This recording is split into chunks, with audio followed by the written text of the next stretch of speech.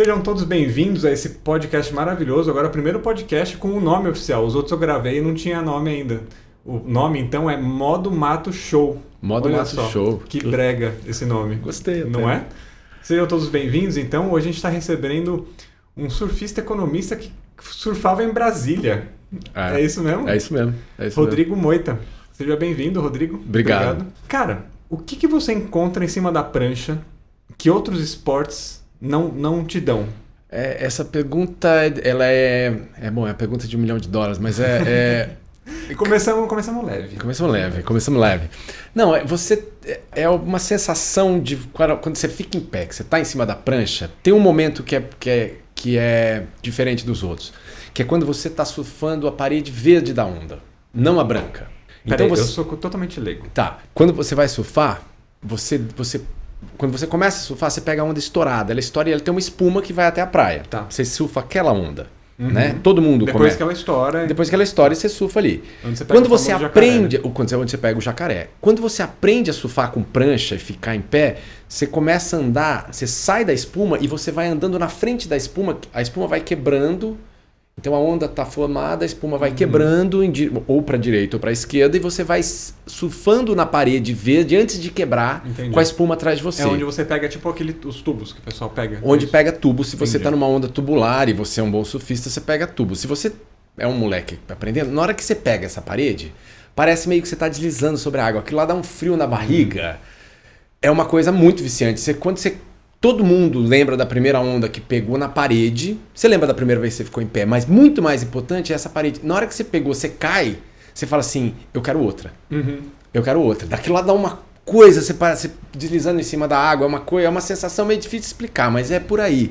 Entendeu? É esse surfar. É tipo o andar sobre a água, né? É meio andar sobre a água. É quando você consegue fazer algumas coisas que, em geral, você não faz. Sim. Né? Você não faz. E você lembra quando foi a sua primeira vez? Eu lembro perfeitamente quando foi a primeira vez. Como que foi? Foi aqui em São Paulo? Foi no Guarujá. Era um dia meio de tempestade, assim. Então era uma fase meio difícil, porque meu pai e minha mãe tinham que ficar me olhando lá da areia. Você tinha, tipo, quantos anos? 13 anos. 13 anos. Mas eu era um bom nadador, então eles deixavam eu ir lá no fundo, assim. E aí eu peguei essa onda e aí eu vi os caras fazendo. E eu não tinha escolinha, não tinha nada, né? Você ficava olhando, vendo os outros. Aí eu vi que o cara virava a prancha e ia pro lado. Eu falei, é isso. E na hora que... Aí deu errado, uma hora foi. E eu levantei e saí andando, gritando, assim, né? Cortando a onda, assim. Sim. Então é meio essa sensação. Essa sensação é que move. Essa é a brisa do... Essa é a brisa do negócio. Do surf, né? Essa é a brisa do negócio. Então não é você ficar em pé. Quando você vai quando você aprende a surfar, você tem um tempo que você vai só pegar a espuma. Não é essa a brisa. A pegar a espuma é legal. Mas pegar a parede, andar pro lado é muito mais veloz. Você pega muito mais velocidade e a prancha para de andar na água turbulenta. Ela é macio. Entendi. Então, você está meio esquiando. Você está meio água, esquiando, né? exatamente. Você está esquiando. Quem anda de skate ou snowboard, um skate numa descida, um longboard é uma coisa muito parecida com o surf, né? O snowboard também, você tá mais O skate veio do surf lá na Califórnia, né? Tem toda aquela história. Não é o momento pra gente contar essa história, mas são nessa linha. São esportes irmãos, O skate vem do surf, na verdade, né? Entendi. E você começou a surfar então com 13 anos? Com 13 anos. E como que era isso? Você morava em Brasília? Imagino que lá não tinha muitos lugares pra surfar. Não tem. Mas aí eu tinha um tio que tinha uma casa no Guarujá. E aí eu passava as férias de janeiro nessa casa, vários dias, ficava lá 20 dias na casa dele. E aí eu ia pra praia, desde criança eu ia pra praia e eu via a galera surfando e eu comecei, a partir de uma certa idade E meu pai pegava onda, meu pai pegava jacaré e onda com prancha de isopor. Tá. E aí prancha ele me deu. De isopor? E depois, quando apareceu o bodyboard, o moribug, a gente migrou pra isso, mas era sempre com essa prancha de isopor ou então no peito, jacarezão. E aí desde pequeno eu sei fazer isso. Meu pai me ensinou, e aí lá em casa todo mundo fazia, minha mãe pega onda também. E daí quando eu vi o pessoal surfando, eu comecei a encher o saco. Pai, eu quero uma prancha, pai, quero uma prancha, pai, quero uma prancha. E ele ficava, pô, mas é uma coisa que você vai lá no fundo, você sai o pai não vai mais junto, né? Não tem mais como. Assim. Mas aí quando eu tinha uns 13 anos, eu nadava, eu competia natação, jogava polo aquático, na verdade, com 13. E aí meu pai, tudo bem, me deu uma prancha. E aí começou. E aí eu surfava nas férias. Então era muito ingrato, porque eu evoluía um pouco nas férias, passava um ano fora, voltava, tava quase zero. Então foi isso. Reaprender tudo, né? Reaprender tudo. Aí foi isso dos 13 aos 18. Com 18 eu mudei para São Paulo. E aí isso salvou meu surf. Entendi. Porque aí eu comecei todo final de semana a surfar. E nessa época aí, acho que os picos que são mais famosos hoje eram, tipo... Era só mato, né? Cara, era muito menos do que é hoje. Já existia... A Rio Santos abriu o litoral norte, já existia, mas era pequeno. Então, Maresias era uma vila pequena. Hoje é uma cidade, né? Camburi, mesma coisa. Aquelas praias Como lá. que era surfar nessa época aí? Era bem legal. A gente ia... Deve ser bem mais tranquilo, né? Do que Tinha muito menos gente. É. Então era uma aventura. Era mais longe. A gente geralmente surfava no Guarujá ou no litoral sul. Então ir pro litoral norte já era bem mais longe. Já tinha uma galera que fazia isso antes, desde os anos 80. Então, de maneira alguma eu fui pioneiro. Mas era uma coisa ainda menos gente. Então, por exemplo, Camburi, que é uma praia famosa de surf, tinha pouca gente surfando. Surfava só no canto esquerdo ali, não tinha gente surfando no meio da praia. Hoje em dia Camburi é lotada a praia inteira. Sim.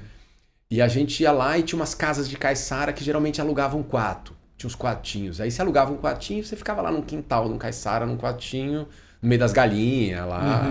Era legal. Era uma boa época, assim. Isso aí era qual ano, mais ou menos? Cara, isso aí foi 91, 92, 93. Nessa época o surf não era muito popular ainda, né? Só surfava quem realmente gostava. Só surfava quem realmente gostava. Quando que começou essa onda assim mais popular, você sabe? Porque hoje em dia eu vejo muita gente surfando. Cara, quando muita gente surfando, já existia... Então, por exemplo, se você ia no Guarujá naquela época, já tinha bastante gente surfando. Era uma cidade de surfista, o Guarujá, né? Santos também. O Rio, mas fora disso tinha menos gente, né? Tinha bem menos gente surfando. Então, por exemplo, aparecer surf na televisão, eu tinha uma fita de videocassete que eu gravava surf quando aparecia, por exemplo, no Globo Esporte. E isso acontecia uma vez por ano. Um campeonato de ondas no Apuador, no Rio de Janeiro, o Globo Esporte lá, mas era muito raro, né? Então era uma coisa muito mais de nicho. Comparar com hoje, que o surf está quase virando mainstream. Todo mundo sabe quem é o Gabriel Medina, o Ítalo Ferreira, que ganhou medalha de ouro. É completamente diferente. Era muito menor. Era um nicho, na verdade, né? O surfista era um cara que até falava umas gírias diferentes, se vestia com uma roupa assim. Hoje é um lifestyle, né? Um lifestyle muito mais comum, né? Todo mundo tem uma bermuda de surf, todo mundo tem. Assim, acho que foi ali no final dos anos 90. Então, eu acho que popularizou bastante. Exatamente. Né? Ali no final dos anos 90 começa Os anos 90 popularizou bastante, você teve um salto. E aí depois dos anos 2000 vem e agora explode, né? Nessa última década, o Gabriel Medina ganha o título mundial em 2014. Isso dá uma comoção. Uma visibilidade gigante, né? Uma visibilidade gigante. Então parou de ser uma coisa que passava no... por exemplo, você tinha que entrar numa página da internet especializada em surf para estar na UOL, sabe? Chamada na UOL, então no Globo. Eu acho que é o que está mais ou menos acontecendo com o skate hoje, né? Pois é. Teve um movimento de popularização do skate também, mas agora, assim, de ganhar campeonato, teve a Fadinha que ganhou as Olimpíadas agora, aí você vê um monte de matéria de gente que se interessa, né? E vai atrás, cara. Muito. O skate ficou gigante. Entre as crianças, eu acho que teve... A Folha de São Paulo publicou uma pesquisa nas escolas de São Paulo, é o segundo esporte mais popular depois de futebol. Caramba. O skate. Passou o basquete, esportes muito mais tradicionais. O skate é muito fácil, né? Você não precisa ir na praia. Assim, em São Paulo você anda de skate. Então, não, eu com meu cóccix quebrado aqui, eu não consigo nem imaginar andar de skate hoje em dia, porque... Quando eu era moleque eu até tentava alguma coisa. Mas surf eu nunca tentei. É uma das coisas aí que a gente podia até fazer um vídeo pro canal, um vídeo de... Um episódio mesmo, né? Sem ser o podcast. De, tipo, primeira vez tentando surfar. Pô, seria bem legal. Seria interessante. Seria legal. Seria bem legal. E qual foi a sua primeira viagem, assim, internacional que você foi surfar? Você já foi para um monte de países, né? Já fui para um monte de países surfar. A primeira internacional foi em 1994, que eu estava na faculdade, eu tranquei a faculdade e fui morar na Inglaterra. Que não é um país de surf, né? Mas apesar de ter onda lá. Mas lá não é culturalmente ou não tem onda? É difícil? Tem onda, mas tem onda só num pedacinho. Hoje tem muito mais. O surf, na verdade, a roupa de borracha para surfar em água fria é uma coisa que espalhou. Então as pessoas surfam na Escócia hoje em dia. O John. O Long John. Né? As pessoas surfam na Escócia e tal. Melhorou muito isso. Mas na época era em Cornwall, que é no sul da Inglaterra, que é o lugar mais popular do surf lá na Inglaterra. E aí eu surfava já. Né? E aí eu larguei tudo e fui lá e tava trabalhando lá, morando com amigos na Inglaterra, assim. E aí eu trabalhava colhendo maçã numa fazenda. Caramba. Uma colheita de maçã. Eu quero, obrigado. E aí, cara, tinha uns neozelandeses na colheita. E aí eu descobri que eles surfavam também. Um dia um apareceu com uma camiseta de surf, a gente começou a conversar e a gente ficou amigo. Eu e 3 neozelandeses. E aí os caras falaram, os caras chegou no final da colheita, que durava uns 2 meses, eles falaram, a gente tem um carro velho, a gente vai pro Marrocos surfar de carro. Aí eu falei, tô dentro. E aí a gente foi pro Marrocos. Foi uma roubada, porque foi 11 dias para chegar da Inglaterra pro Marrocos dirigindo. É longe. Vocês cruzaram ali pela Espanha? Atravessamos pela França, de Dover para Calais. Aí descemos a França, a Espanha e o Marrocos, até o sul do Marrocos. E lá era um point break, né? Que é uma coisa muito diferente que não tem no Brasil. O que é um point break? O que é um point break? O que é um point break? No Brasil, a gente surfa em praia. Que no surf a gente chama isso de beach break. É onde a onda quebra na praia. É um beach break. Ok. Ela não tem formação direito. Ela não forma direito porque a praia é meio reta. A onda vem, quebra daqui, quebra de lá. O point break é um fundo de pedra. E geralmente ele tem uma ponta, ele tem um pico. Então a onda vem, é tudo fundo e aqui tem um lugar raso. Então a onda quebra no raso. Então ela sempre quebra nessa laje de pedra, ou nesse fundo de pedra, ou nessa ponta que está no canto da praia, alguma coisa assim que é mais raso. E lá é sempre mais raso. Então a onda tem uma formação certinha. Ela quebra e vai quebrando. Sempre no mesmo lugar. Ela não fecha. Entendi. Entendeu? Isso no surf essa é uma diferença. Essa é a diferença fundamental. O surfista quer onda que não fecha. Ele quer essa onda que vai para ele correr pela parede. Que é aquela história que eu estava te falando. Que é a grande sensação do surf. Você não quer andar na espuma. Você quer correr pela parede. É muito mais rápido. É liso. Né? Você desenha na parede e tal. Os surfistas bons fazem manobra e tal. Pega tubo. E aí lá era essa onda. E aí no meio do deserto, foi uma aventura. E aí eu fiz aquela, eu já voltei pro Brasil da Inglaterra, já querendo outra. Aí eu demorei um tempo, depois eu fui pra Califórnia. Peraí. Vamos voltar pra Inglaterra um pouco? Tá bom, vamos. Qual que foi esse rolê de você trabalhar numa plantação de maçã no interior da Inglaterra? Cara, como que você chegou? O que você fazia onde você morava? Porque isso aí é uma história legal também. Também. Essa história é bem legal. É a história mais louca da minha vida, mas eu tranquei a faculdade que eu queria morar fora para aprender inglês. Então é meio clássico assim. E eu tinha uns amigos que foram para a Inglaterra antes, que estavam lá, uns meses antes. E aí um deles falou assim, é fácil de trabalhar aqui. Então eu ia viajar, meu pai me deu uma grana, eu ia viajar pela Europa mochilando assim, e depois eu ia parar na Inglaterra. E foi o que eu fiz, parei na Inglaterra e trabalhava de garçom. Cara, não tinha passaporte, eu não tinha cidadania de nada, né? E aí então era ilegal, você não pode trabalhar. Sim. E aí trabalhava ilegal. E aí tinha uma coisa que era meio conhecida também entre mochileiro, bem conhecida, que era trabalhar nas plantações. Por quê? Porque o cara te dá um alojamento. Você mora. Eu morava num trailer. Eu tinha um trailer meu.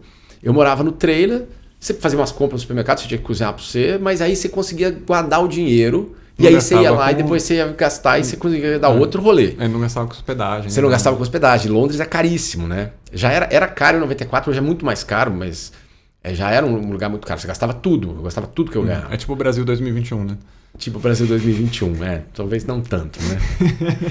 E aí foi assim que eu parei lá, e aí eu fui para essa colheita de maçã, que era um lugar que reunia um monte de gente, tinha gente que era um pouco mais trabalhador do meio, mas era pouco, o resto era só garotada, mochileiro, tentando juntar uma grana a mais, e cada um tinha uma ideia.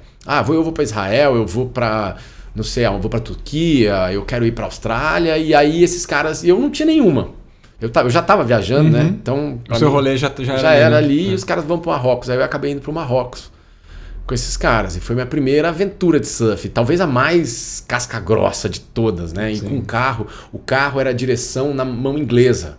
Então dentro do carro a direção fica na direita, para andar na Inglaterra. Só que a gente saiu da Inglaterra. Então, para fazer ultrapassagem era perigosíssimo. Merda, né? Você tinha que fazer de 2. Você tava dirigindo, você fala, dá para ir? Tinha um caminhão na frente, o cara do outro lado falava, vai. Então, na hora que até você chegar no campo de visão, teu carro já estava inteiro na faixa do lado. Isso aí eu li alguns livros da galera que deu volta ao mundo de carro e todo mundo fala disso, cara. Pois é. Quando você precisa estar em 2, porque senão a chance de bater é muito grande. É muito grande, é muito grande. Você tem que dirigir 2. Deve ser bem maluco dirigir assim. E no Marrocos você chegou aí a alguma plantação de haxixe, assim, só por curiosidade? A gente foi num lugar que tinha, e aí a gente comprou. Só que foi meio roubada, porque eu acho que o cara avisou a polícia. E logo na frente a polícia foi e pegou tudo. O cara que vendeu? Eu acho que foi, porque foi muito rápido. Que cuzão, mano! Foi muito rápido. A gente saiu, parou no lugar, comprou, 1 hora, 40 minutos pra frente, a polícia parou a gente e já achou e já levou tudo embora. Foi pouco. Mas lá tinha muito, né? Sim, lá era sim. meio a terra disso, assim. Tá no meu roteiro de viagem ao redor do mundo, Marrocos. É legal, é bem legal. Não, pela cultura, né? É um país pelo incrível. surf agora também. Pois é. Não, e tem o deserto também. Uhum. Eu atravessei o deserto do Saara, assim. Né? Nessa viagem? Nessa viagem, Aí você voltou pro Brasil e falou que foi pra Califórnia? Aí depois eu fui pra Califórnia. Califórnia é um lugar legal, incrível, né? Califórnia é lindo e tal, mas pra surfar você cai num velho problema, é muita gente. Então você tem os picos da Califórnia, super famosos, Malibu, El Porto, etc., San Diego e tal, mas é muita gente. Então é legal, mas é muita gente, assim. Aí foi... Eu imagino que eu nunca fui pra Califórnia, muito menos ir pra Califórnia surfar, né? Mas eu imagino que a vibe geral, assim, que seja muito legal, né? A vibe geral é muito legal. É muito mais legal que o surf, é a vibe de surf. Porque ali nasceu o surf. Então você vê o pessoal... Você tem uma coisa que no Brasil não tinha, hoje já tem, mas não tinha. Você tinha gente muito mais velha surfando. Né, cara? Então, sabe, você estava andando na praia, tinha uma senhora de mais de 70 anos com o seu pranchão indo pegar a onda dela do dia ali. Era uma coisa que você não via. Hoje no Brasil já está muito mais próximo disso, né? Passado, sei lá, 25 anos disso. A primeira geração de surfista aqui já envelheceu, já chegou na terceira Agora idade. são os filhos, né, que estão Agora ganhando o são os campeonato. filhos, então. Exato. Você já competiu alguma vez? Não? Não sou bom assim, não. Apesar de gostar de surfar há muitos anos, surfar é muito difícil.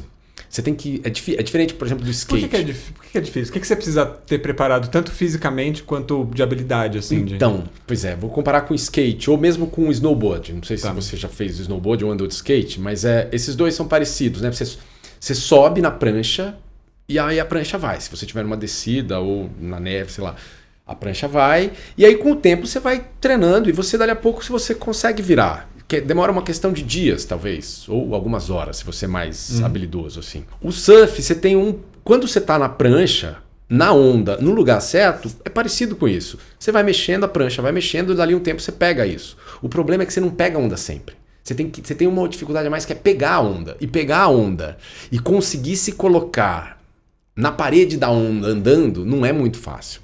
Então, você pega muito pouca onda. Então, é muito menos tempo do que você tem, por exemplo, fazendo snowboard ou andando de skate. É que não depende só de você, né? Não depende só de você. Então no skate dá pra você ir e voltar várias vezes, mas... A onda você vai e volta, aí não pega, aí aparece uma onda, outra pessoa pega, aí não aparece onda, aí aparece onda, mas fechou, aí você volta pro fundo.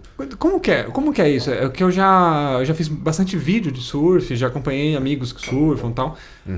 Essa dinâmica, porque tipo, ficam, sei lá, 50 surfistas ali, mas... Eu nunca vejo nenhum batendo no outro. Deve acontecer coisas tipo... Como que é essa dinâmica? Assim, não, ele entrou, então eu não entro. É o primeiro que entra? Ou tem tipo uma fila, uma sequência, assim, tipo, você tentou uma vez, agora é a minha vez? Em geral não tem fila. Tem alguns lugares que tem, mas em geral não tem. E a onda é de quem dropa no pico, que geralmente é o primeiro que tá de pé na onda. Então, o que é o pico? É o primeiro lugar que a onda vai estourar.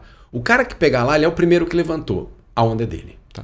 Se você entrar na onda dele, é uma falta de educação muito grande. Entendi. Tem gente que faz isso. Tem gente que faz isso. Eu, às vezes, faço isso sem querer, por exemplo. Assim. Não faço por querer. Ou então tem gente que é local, existe localismo no surf, que fala, essa praia é minha, eu nasci aqui, eu pego a onda que eu quero, você pegou no pico, mas eu vou entrar na sua frente, você vai ter que sair. Entendi. Isso tem também. Tá. Né? Mas essa é a dinâmica. Você pegou no pico, a onda é sua. Então ninguém mais entra, para não te atrapalhar. Se todo mundo entrar, acabou. Você não vai mais conseguir surfar. Entendi. Né? Bom, beleza. Voltando às dificuldades e habilidades que precisam ser desenvolvidas. Então, e aí então o problema é esse, você pega pouca onda. Então até você criar, desenvolver a habilidade de surfar, demora muito mais tempo. Muito mais tempo do que, por exemplo, andar de skate ou fazer snowboard. São coisas parecidas. Como você faz desses 3 esportes que eu tô falando, surf, skate, snowboard, você faz os outros 2 vêm muito mais fácil. Mas tem uma parte que não é. Então, por exemplo, o snowboard é fácil... Me lembrou o surf e o skate depois que o snowboard eu fiz muito mais velho, fiz recentemente, a primeira vez, né? Depois que você tá em cima e tá andando, aí falar, tudo bem, vira que nem o meu skate vira, beleza. O problema é você chegar até lá, você ficar em pé, você conseguir começar ele a andar, você cai. E o surf é a mesma coisa, só que é pior, porque você tem que pegar a onda e tá no lugar certo, aí você fica em pé e você fala, beleza, agora começa... Então tem essa etapa de pegar a onda e depois que você pegou a onda, você surfa, acaba fazendo com que você não surfe tanto. Entendi. Assim.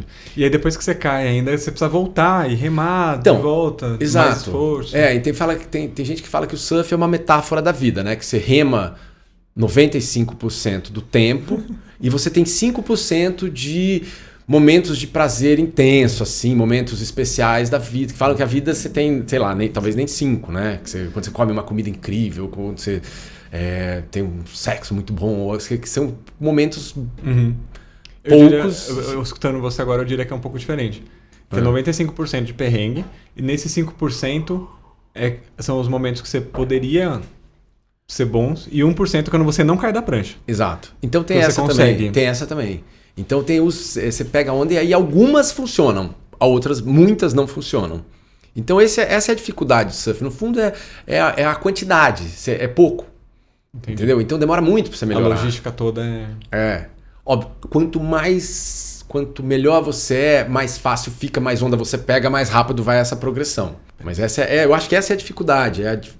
Até chegar naquele momento de surfar demora muito. Você pega muito pouca onda que funciona. É isso que você falou. Das que eu funcionava, uma fechou, uma entrou um cara na frente, a outra minha prancha, eu rosquei o pé e uma foi. E aí, de Califórnia, vamos para onde? Aí eu fui pro Peru. E o Peru é um pico na América Latina bem famoso, né, cara? Bem famoso, bem famoso. E é muito legal. Porque o Peru é essa onda que eu falei, que são point breaks, né? Ondas de pico, que não fecham, são perfeitas. E quando eu fui lá, eu fiquei... E não tinha muita gente. Tem gente, não é que é um lugar vazio, mas não tem tanta gente. E aí, quando eu fui pra lá, eu enlouqueci. E aí eu já fui 9 vezes pro Peru. Caramba, 9 vezes? 9 vezes. Porque o Peru, hoje em dia, com o nosso dólar, ficou caro. Né? Não é mais um lugar barato. Mas há 10 anos atrás, o Peru era muito barato. O real valia muito mais que o sol peruano. Então, ir pro Peru ou ir pra Florianópolis é mais barato ir pro Peru e as ondas são melhores. Aí eu acabei indo um monte de vezes pro Peru. Entendi. E nessas 9 vezes aí foram as mesmas experiências ou mudou ao longo do ano, assim?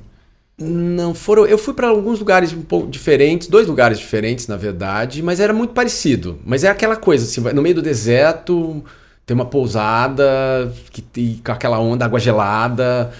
no Pacífico, o mar é diferente, é um mar piscoso, então ele tem muito... É mar o quê? Oi? Mar o quê? Tem mais peixe do que aqui. Ah, tá, entendi. Ele tem mais peixe do que aqui, e aí ele tem peixe grande, e ele tem animal grande, então tem mamífero, tem leão marinho, tem pássaro grande, tem albatroz, tem é uma diferente, até o cheiro dele é um pouco diferente. Assim, parece que tem mais matéria orgânica. É o Oceano Pacífico, Pacífico, né? Pacífico. E o lado de lá da América do Sul, do lado brasileiro, a plataforma continental é extensa. Ela tem uns 200 quilômetros de extensão. Não sei se é 200, mas ela é longa. Desculpa. A plataforma continental... Eu viajei porque eu tava pensando como que eu sou burro de geografia. Que eu não sei nem onde ficou esse ano Pacífico. Daí você começou a falar, eu falei, não, espera aí, o Pacífico fica ali, o Atlântico, tá bom. Desculpa. Não, imagina. Então você tem a América do Sul. A gente está do lado do Atlântico, o Peru ali do lado do Pacífico. Desse lado da América do Sul, a plataforma continental é extensa. Como assim? O que é? Ela é rasa. O oceano é raso, até 100 km da costa ele é relativamente raso. Entendi, tá bom. Entendeu? Lá, então, o que isso implica num monte de coisa. Inclusive que as ondas aqui são pequenas, a plataforma continental freia a chegada das ondas. Então o Brasil não é um lugar de onda grande. Lá no Peru... É o contrário. Você sai da costa, rapidamente você tem uma queda gigantesca de profundidade. A plataforma continental é muito baixa. Você já tem um penhasco ali, logo da praia. Se você anda de barco um pouco para dentro, daqui a pouco você já está com 500 metros de profundidade. 500 metros aqui no Brasil você vai ter a mais de 100 quilômetros da costa. O que acontece lá? Você tem uma ressurgência, é uma água fria que vem do fundo. E ela é muito rica de plâncton, de alimento. Isso alimenta o peixe. O Peru é o país que mais pesca no mundo, eu acho. Falei agora, estou chutando, mas acho que o Peru é o Chile, mas o Peru pesca para burro. O Japão paga o Peru para ir lá, barco japonês pescar lá. E aí tem essa vida, o mar tem essa vida, assim, e tem essas ondas e tem água gelada. Então o Peru é na altura, o lugar que eu ia surfar era mais ou menos na altura de Salvador. Salvador o mar é super quente o ano inteiro. Lá o mar é gelado o ano inteiro, você tem que surfar de long john o ano inteiro, por causa dessa água que vem do fundo. O surfista peruano é diferente do surfista brasileiro? Não. Que é diferente do surfista californiano? Cara, ou todo mundo é humano igual? É todo mundo humano meio igual. Tem uma coisa muito parecida, assim. Você vê aquele cara, surfistas de todo dia, ele tem aquele mesmo tipo, cabelo meio queimado do sol, pele bronzeada. Pele bronzeada, usa aquelas roupas meio de surf, chinelo, aquele jeito meio desencanadão, assim. Então esse é meio... É o padrão. É o padrão, é o estereótipo. O sindicato dos surfistas exige que você ande... Igual do meu do audiovisual, precisa ter barba e tatuagem. Exatamente, é isso aí. Isso aí. Demanda isso. Demanda isso. Pra onde mais você foi? Daí eu fui pro Peru, depois eu fui pro México. México é legal também. No México você foi pra qual oceano? Pacífico ou Atlântico? Pacífico. Onda... No continente americano, onda é melhor do lado do Pacífico. Não é por causa disso, dessa plataforma... Por causa dessa plataforma continental e talvez de outras coisas também, mas eu acho que essa plataforma continental talvez seja a principal. E aí eu fui para o México, do lado do Pacífico. Depois eu fui para a Indonésia. Para a Indonésia? A Indonésia. A Indonésia é um lugar de surf mais sério. Tem tubo, a onda é no coral, é diferente. O fundo é de coral. Então lá é um lugar, por exemplo, onde eu fui não, mas tem lugar que as pessoas surfam de capacete lá. Então, porque já ouvi história assim do pessoal se arrebentando em coral. Se arrebentando em coral. Você pode se arrebentar no coral. Você já aconteceu alguma coisa com você, não? Não. Eu fui para lá uma vez. Gostei bastante, é uma aventura, é longe para burro. Eu peguei um voo de 15 horas, foi inacreditável. Eu saí de segunda noite de Guarulhos aqui, aí eu peguei um voo de 15 horas até Dubai. Foi a perna mais longa. Lá, troca de avião e a gente pegou um voo para a Ásia. E aí é impressionante a quantidade de pessoas indo para a Ásia. Ali eu me toquei e falei, caramba, a Ásia é o novo centro do mundo e a gente fica aqui, você não percebe, né? O tamanho daquilo, a quantidade de gente indo para China, Japão, Indonésia, Coreia, incrível. Bom, aí peguei esse avião mais 10 horas de voo até Jacarta. De Jacarta, eu peguei mais um avião, mais umas 4 horas de voo até Sumatra, capital de Sumatra, que chama Medan, que é no norte da Indonésia, uma outra ilha. A Indonésia é um arquipélago, né? Uma outra ilha. Aí de Medan, eu dormi em Medan, porque já fazia muitas horas que estava viajando, a gente dormiu em Medan. Aí no outro dia, peguei um avião que foi da ilha, da capital de Sumatra até uma ilha na costa de Sumatra que chama Nias, uma ilha meio grande, conhecida no mundo do surf. Mais umas 2 horas de voo. E Nias pegou uma van para atravessar a ilha, que foi mais umas 2 horas e meia de van. Caramba. Quando chegou no lado de ir, era uma ilha na frente, era uma ilha nas costas de uma ilha. Então tem Sumatra, Nias, eu fui para Aso, que é uma ilhota ali, que tem um surf camp e uma onda famosa. Peguei essa van e aí pegou o barco. Eu cheguei lá quinta-feira. Caralho! Eu saí segunda noite aqui. Tudo bem que tem um fuso, né? Que você atrasa. Então o tempo passa mais rápido. Você vai contra o tempo. Mas assim, eu saí de segunda, eu cheguei quinta na hora do almoço lá.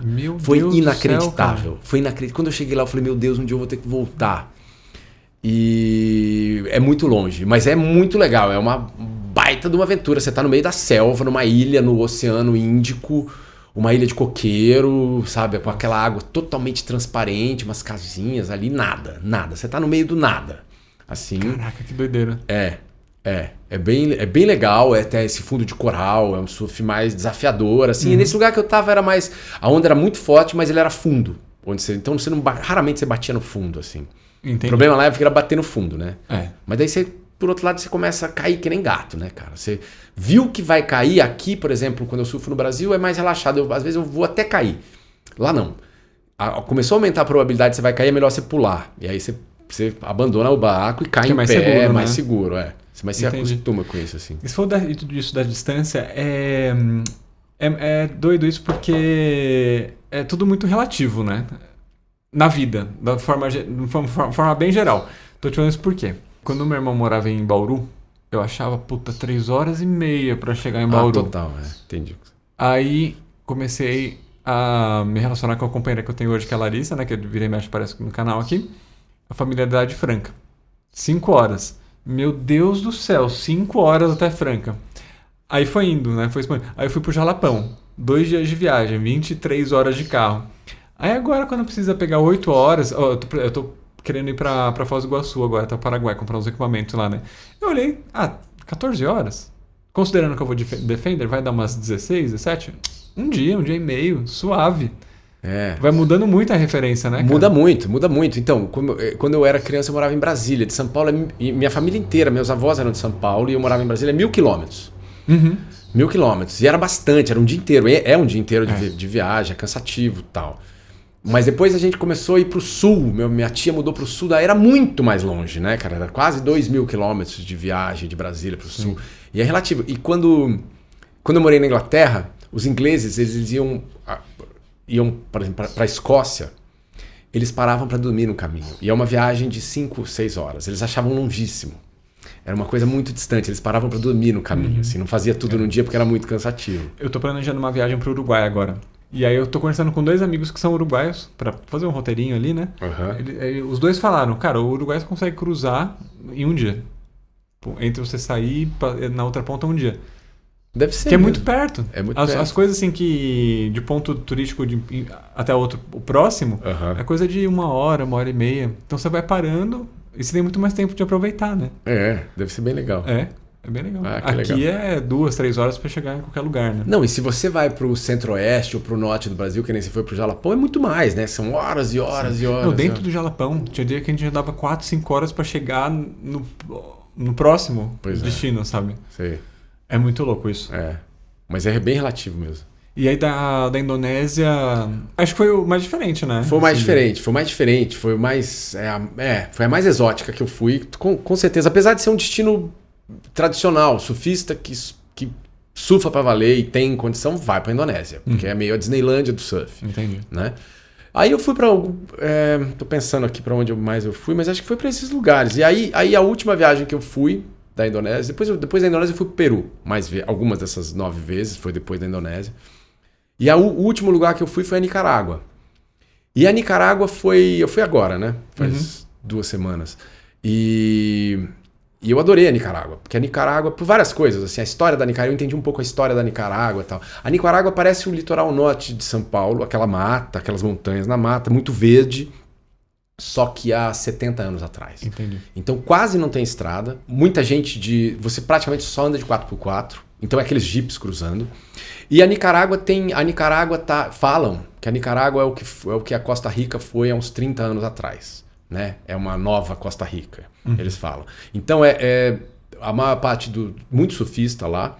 O surf teve um papel importante na Nicarágua. Vou até falar um pouquinho disso, e é americano, principalmente americano. Né? E aí que dominaram esse litoral do Pacífico Sul da Nicarágua, perto da Costa Rica ali. Tá. Né? Então é um lugar de surf, só que tem pouca estrada, essa vegetação é verde, é bonito, praias legal, só que é sempre de ou 4x4 ou barco te levando para os picos. Você falou que teve uma história próxima do surf com a história do país? Teve uma história interessante. Eu conheci um historiador lá, um surfista historiador, que escreveu um artigo, ele até me mandou o artigo dele, eu li, e aí ele estava me contando essa história é legal. A Nicarágua foi dominada teve um ditador que ficou de 39 a 79. Ele foi bancado pelos Estados Unidos na década de 30, porque a Alemanha do Hitler queria construir um canal na Nicarágua para atravessar. Tá. E aí eles, para não deixar, eles bancaram esse cara e dominaram o país. Então foi um cara bancado pelos Estados Unidos. Nos anos 70, começa um movimento de esquerda na Nicarágua, que é a Frente Sandinista, que derrubou esse governo. Derrubou esse governo em 79. Com o Daniel Ortega, que é hoje presidente da Nicarágua, mas daqui a pouco eu volto a falar dele. Eu quero. Eles derrubaram o governo. E aí eles fizeram uma reforma agrária. E toda aquela terra era da família do Somoza, que era o ditador, ou de amigos. O cara pegou tudo, tomou tudo e deu para todo mundo. Então, você anda na Nicarágua hoje, é um monte de pequena propriedade. As famílias têm uma casinha com uma vaca, uma galinha. Você vê que é muito pobre, é muito rural, mas muita gente tem um terreno ali. Né? E ele fez... Em 1990, só que essa terra foi dada pelo governo, só que você não podia vender nada. Em 1990, uma presidente adota uma medida mais liberal que ela fala assim, agora a terra é sua. Eu vou dar a terra para todo mundo. E você faz com ela o que você quiser. Mas você está falando todo mundo, realmente todo mundo? Muita gente. A maior parte da população, assim. Eu não sei dizer, mas porque tem o pessoal que morava na cidade, mas no campo muita gente ganhou terra. Você vê que as propriedades, você vai andando lá, eu andei bastante na estrada, tem muita fazendinha. Fazendinha não, quase terrenos grandes, assim, sabe? Muita gente acho que ganhou esse tipo de coisa. E aí ela, em 1990, ela deu direito de propriedade. Quando ela dá direito de propriedade, a Nicarágua já estava na rota do surf. dos anos 80. Um dos primeiros relatos foi um brasileiro, Adrian Cogin, que veio de moto, com uma prancha enfiada na moto atrás. Ele veio da Califórnia até o sul do Chile. Ele fez toda a rota pan-americana. E ele atravessou a Nicarágua e ele tem um capítulo sobre a Nicarágua. Ele fala das ondas da Nicarágua, que ele gosta. E a Nicarágua estava em guerra na época. Estava em guerra civil, que era contra os sandinistas e os contras. Um problema da época. E ele atravessa e ele fala disso. E aí, quando ela dá direito de vender, os americanos começam a comprar terreno lá. E começou a aparecer hotel. E aí criou uma indústria do turismo de surf. E apareceu... Então um pedaço da Nicarágua, que era um pedaço esquecido, começa a aparecer. E hoje o turismo é a atividade número 1 da Nicarágua. E surf é a principal razão de turismo da Nicarágua. Então o surf virou uma questão da economia nacional. Que doideira. E aí desenvolveu todo aquele... E hoje é o litoral que tem as praias, os condomínios com as casas mais caras, as praias que todo mundo quer passar férias, é lá. Então é uma coisa, aquilo que eu estava te falando antes, né? Da onde vem isso aí? Isso aconteceu na Nicarágua e aconteceu aqui em São Paulo. Vem do fato de que surfar é muito bom, mas surfar com gente em volta é ruim. Então o surfista vai sempre procurando uma outra praia onde tem onda boa e tem menos gente. Uhum. Então, e esse motor vai levando o surfista longe. Então os surfistas desbravaram, por exemplo, no Brasil, se você pegar as cidades do litoral, muitas, Garopaba, Saquarema no Rio de Janeiro, Maresias, Ubatuba, essas cidades já existiam, mas eram cidades pequenas.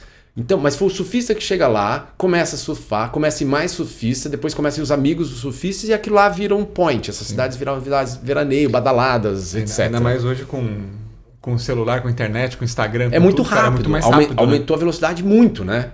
Muito. Então essas praias que são desertas num ano, no ano seguinte já vai mais gente, no outro ano já tá muito mais hypado, né? E no Brasil esse processo foi muito grande, e na América Central também, só que na América Central foram os americanos que fizeram, né? Com México, Costa Rica, é sempre essa coisa, eu vou catar meu carro, boto a prancha em cima e vou fugir para um lugar. A Califórnia é muita gente surfando, é muito crowd, então eu vou pro México. O México crowdou, vou descer, vou para Costa Rica. Porque pularam a Nicarágua, né? A Nicarágua é mais perto, mas a Nicarágua tinha guerra, a Nicarágua pacificou depois, então a Nicarágua é a nova fronteira agora. Entendi. Né? Mas é esse processo.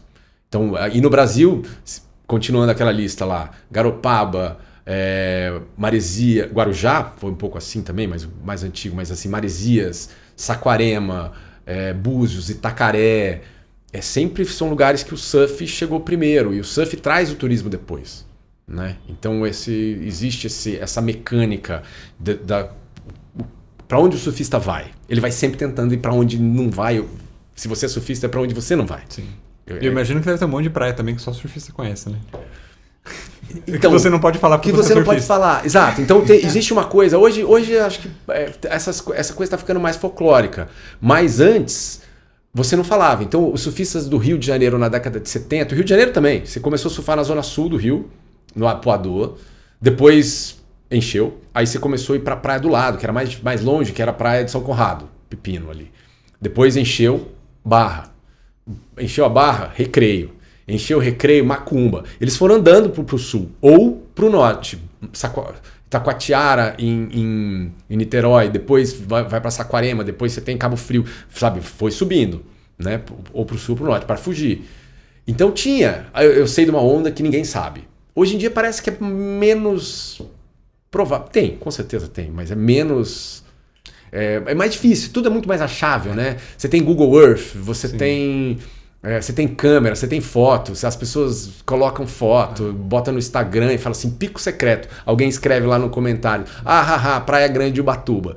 As pessoas dedam. É aquela história, né? Se você surfa num lugar que ninguém nunca foi, será que realmente você surfou se ninguém viu? É a mesma coisa de lavar louça. Se ninguém sabe que você lavou a louça, será que realmente você lavou a louça? Exato. Você precisa falar pra alguém que você lavou a louça. Então você tem que ter testemunha. Senão, talvez não vale. No surf, a anedota é que se você faz uma grande manobra, se você pega um tubo e ninguém viu, dançou. Você não pegou nada. Não adianta você falar, porque teus amigos vão falar que é mentira. Sim. Sabe? Não tem foto, ninguém viu. Ih, deve conversa, hein? Você fala pra conversa. E surfista é mentiroso. Surfista mente. Igual pescador. Ou pior. Igual pescador. Talvez seja da mesma coisa. Mas você chega numa praia e você fala isso todas as vezes, em qualquer praia. ou tanto a praia, quando a casa da minha família em Ubatuba, ou no Peru, ou na Califórnia, você chega num lugar, o cara fala assim, pô, legal, né? Tá ótimo. Ontem tava mais legal. E aí, e essa história também, peguei um tubo, ninguém viu, então talvez você... Vamos desconfiar. Vamos desconfiar, exatamente. E Rodrigo, eu imagino que a alimentação também seja uma coisa importantíssima, né? Porque você gasta muita energia, né? Muito. E você sabe uma coisa que pode estar sempre perto de você e vai te dar muita energia? Putz, eu quero muito saber. Cukrum, cara. Cukrum. Olha só. É um snack de milho que é entre... Olha aqui, ó, o cukrum. Entre o peruá e uma pipoca estourada. Os caras desenvolveram uma tecnologia para chegar nesse resultado. Que daí ele fica muito mais crocante do que uma pipoca por fora, mas por dentro é macio, igual uma pipoca. Ah, que legal. Eu acho eles fantásticos. Não porque eles estão apoiando esse quadro aqui do canal, mas é porque eles, além dessa parte toda tecnológica, eu gosto de máquinas, eu gosto de fábrica, indústria, então desse processo todo de ver como que eles chegaram a esse resultado aqui é muito interessante, mas também que eles usam ingredientes 100% naturais, assim, não tem nada de industrializado. E eles fazem todo o processo, cara. Então, que legal. E aí pra você comer, você dá uma chacoalhadinha aqui, ó, pra cair o tempero. Você aceita? Aceito. Vou abrir aqui. Então, ó, fica à vontade aí, Cukrum. Tá bom. Sigam @Cukrum no Instagram e lá vocês conseguem ter informações de onde comprar, como fazer o rolê para experimentar. Muito bom. E agora o nome fez sentido, né? Quando você mordeu, fez um Cukrum. Exatamente. Ah, garoto. Os caras pensam em tudo, eles muito são bom. foda. Caio e João, valeu aí pelo apoio e parceria, tá certo? Agora vocês precisam mandar mais aqui, ó, porque acabou o cenário. Eu tô abrindo eles mandaram aquela caixa ali. É o último. Esse aqui, tem outro aqui atrás de mim. Privilégio, hein? Pegar o último. Uma honra. Mas esse aqui já tá aberto, que eu tava comendo também, que eu não resisti, que é maravilhoso. Tá certo? Muito bom. Bom, voltando ao nosso tema principal, eu como iniciante, eu imagino que tem também um monte de gente que curte esse lifestyle, tá, mas nunca efetivamente subiu numa prancha, né? Para pessoas que têm esse perfil, assim, o que você poderia dar uma dica? Se eu quiser começar a surfar hoje, o que eu poderia fazer? Como que eu começo? Tá, eu tenho 2 dicas. Tá. Primeiro, não faça o que eu fiz. Eu fiz as 2 coisas erradas. Eu aprendi na raça, não tinha escolinha quando eu era garoto, então procura uma escola.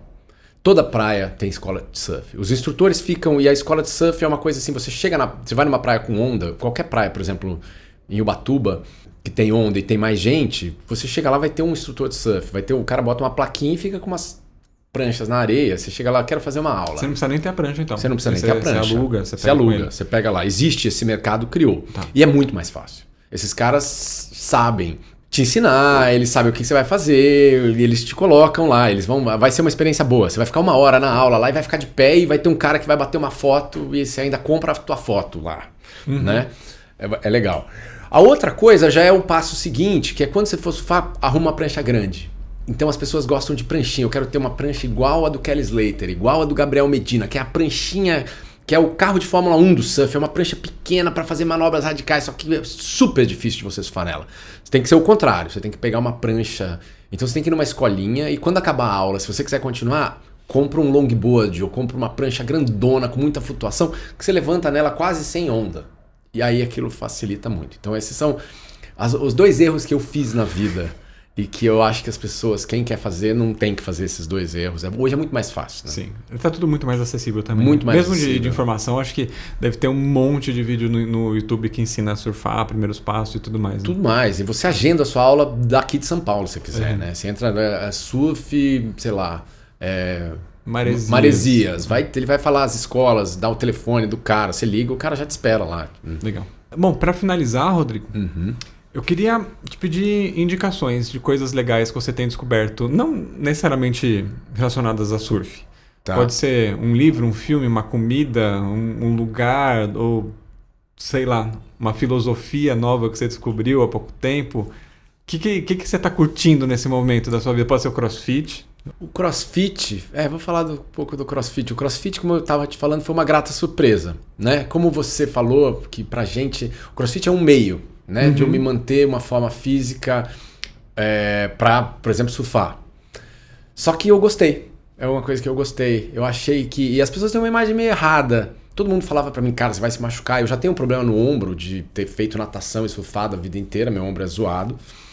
E aí falaram assim, não, você vai se machucar e tal, mas se você dosa, eu acho a aula super legal. Então é uma coisa que tem me empolgado recentemente. Foi uma grata surpresa que entrou na minha vida. Entrei no meio da pandemia pra arrumar alguma coisa que eu tava... Eu não gosto muito de musculação, eu acho muito parado. Eu tava completamente desanimado, sabe, desmotivado. Eu ia na musculação, fazia 2 exercícios, ia embora. E aí eu falei, não, cara, preciso fazer alguma coisa direito. Aí eu entrei e foi uma grata surpresa. Essa cultura tem realmente mudado um pouco, né? Eu tava falando isso com o dono de onde a gente treina ali essa semana.